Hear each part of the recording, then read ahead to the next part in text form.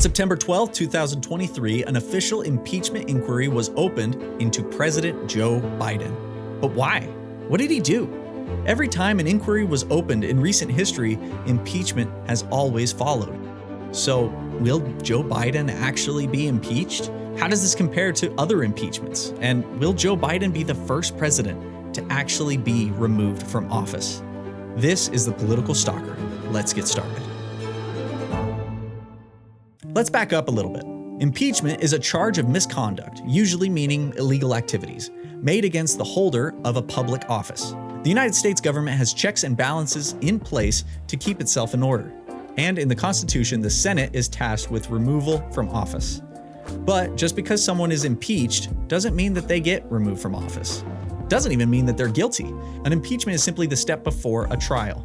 And before an impeachment can even take place, a committee will review any evidence against the official and can then issue a recommendation to the House of Representatives to move forward. The House will then vote on whether or not to impeach the defendant, only needing a majority. If it passes, the defendant has officially been impeached. The Senate will then conduct a trial and will vote on if the defendant is guilty. If 2/3 vote guilty, then the defendant is removed from office and can be subject to standard criminal prosecution. If less than 2/3 votes guilty, then the defendant is acquitted and nothing happens to their position in office. Joe Biden would be the fourth president to be impeached and the first to be removed from office. I am directing our House committee to open a formal impeachment inquiry into President Joe Biden. But will it actually come to that? What exactly has Biden done to have committees investigating and potentially recommending impeachment?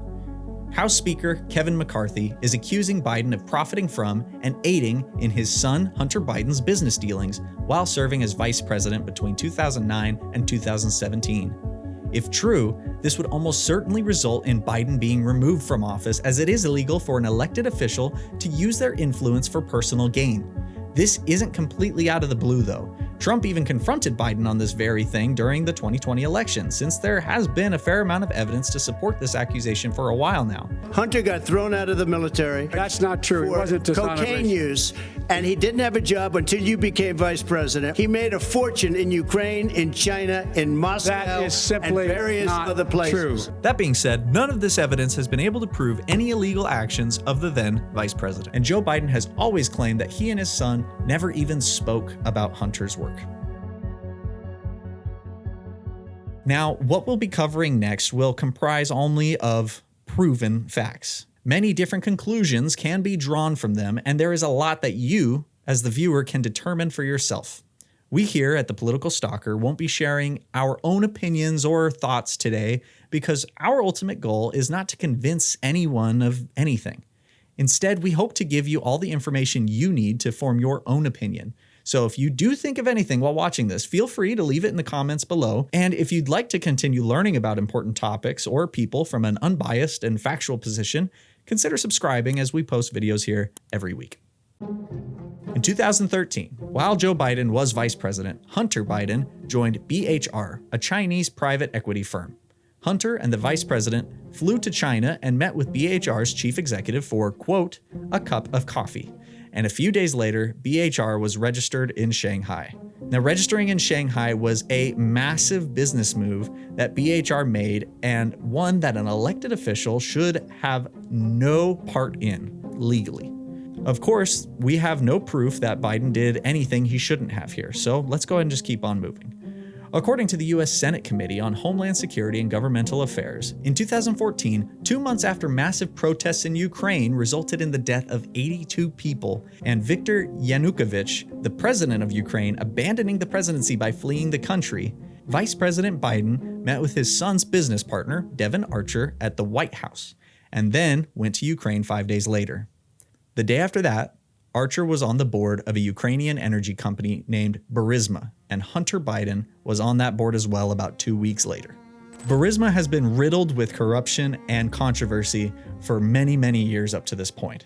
While on the board, Hunter would be paid millions of dollars for his role on the board from foreign nationals with questionable backgrounds and a $3.5 million wire transfer from the wife of the former mayor of Moscow. It's important to note that Joe Biden was in charge of all U.S.-Ukraine relations under the Obama administration at this time. Another important element of this is the Ukrainian prosecutor general Viktor Shokin. According to Shokin, as he was investigating Burisma, he was fired by the Ukrainian president at the insistence of the then Vice President Biden, insinuating that Biden didn't want Shokin unveiling anything unsavory about his son. Biden and the rest of the Obama administration, however, claims that they insisted Shokin be ousted due to Shokin turning a blind eye to corruption in Ukraine and other corrupt practices. These two beliefs are completely contradictory and play a big role in what was actually happening. But what is certain is that Biden traveled to Ukraine in December of 2015, where he demanded Shokin be fired or else he would withhold a U.S. aid package of $1 billion to Ukraine. I said, you're not getting the billion, I'm going to be leaving here. And I think it was, 6 hours? I looked, I said, I'm leaving in 6 hours.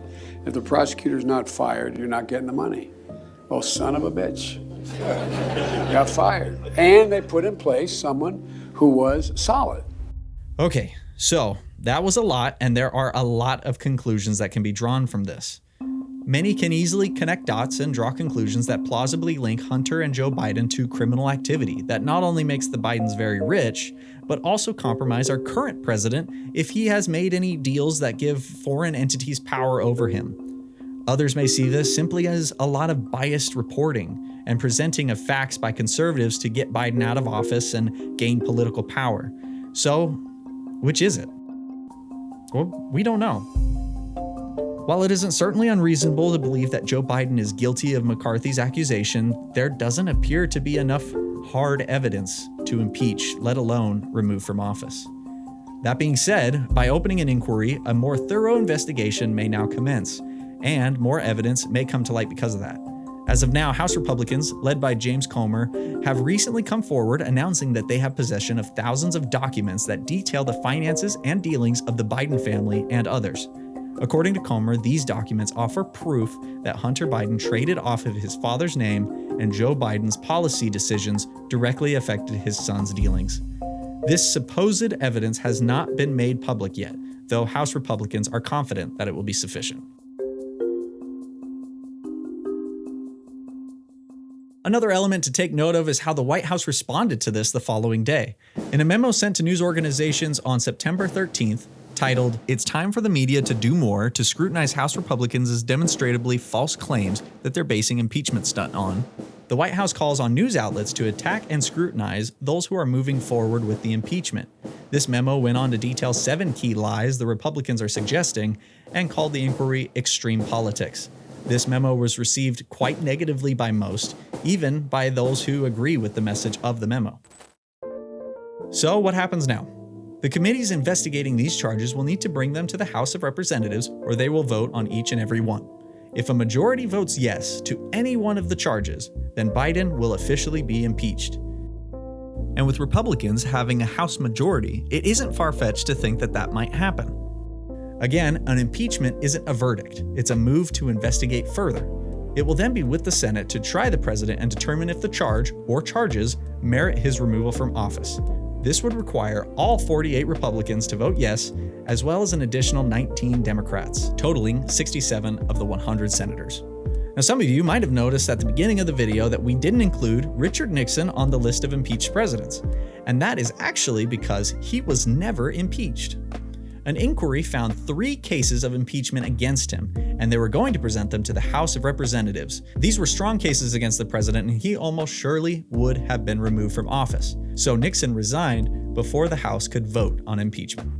So, if additional evidence is brought to light, and it appears as if Biden will be removed from office, there is a chance that he'll resign as well, though he can cite his age and health in his decision to leave, something many have speculated he'd do at some point anyway. If he does end up leaving office, of his own fruition or by conviction, Kamala Harris would assume the presidency for the remainder of the term and would have the option to run in the 2024 election as the incumbent. Has Joe Biden committed treason and broken the law, or are the Republicans using impeachment as a weapon against their opponents? Let us know what you think in the comments below, and if you'd like to learn more about the primary elections and what the Democrats are planning for 2024, you can click on this video right here. Thank you so much for watching. This is the Political Stalker, and we'll see you next time.